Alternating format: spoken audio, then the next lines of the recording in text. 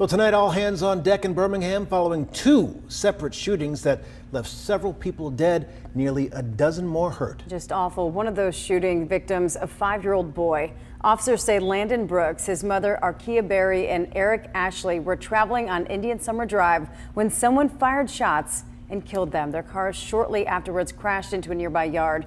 No suspects are in custody tonight. And just 7 hours later, officers responded to a birthday party where they say over a dozen people were shot in a matter of minutes.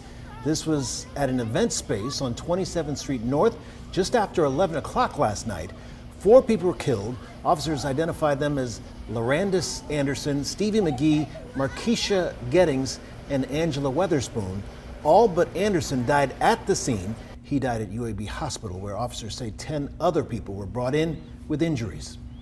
Well, tonight we had the chance to speak with a gun violence advocate who knew one of the victims personally. Our WVTM 13's Jarvis Robertson live and local for us in studio tonight with more on their conversation. Jarvis. Yeah, Guy, Brittany, I spoke with Wanda Waldridge, and she is no stranger to gun violence. It has affected her in one of the most heartbreaking ways many years ago. Now it's causing grief in her life again because one of the victims in that deadly mass shooting at the event center is someone she knew.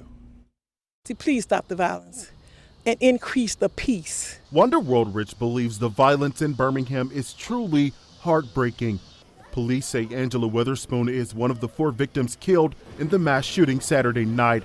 Waldridge says they were friends. I remember her and how sweet she was when I first met her.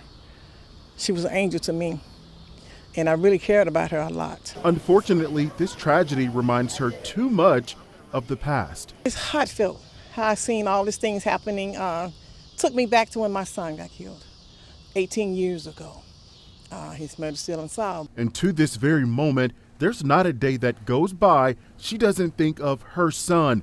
Waldridge says more prayer is needed across the Magic City to put an end to the heartbreak. People can start loving each other. We need more love in our community. If we had more love and love one another more, this would stop. The heart is what we need to reach. The heart. City officials said during a news conference Sunday afternoon that safe harbor should not be given to any suspects involved in deadly acts such as this. Police Chief Scott Thurman was very direct with this message. We will be coming for you with full force.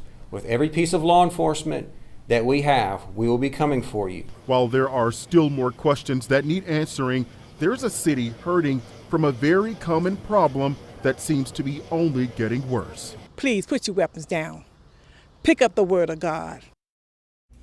Now, Birmingham police may have a way for you to submit any evidence you have regarding both weekend shootings. You can just scan this QR code right here on your screen if you have information regarding those cases. Now, as for that friend, she also told me that her friend's grandson was also killed in that mass shooting.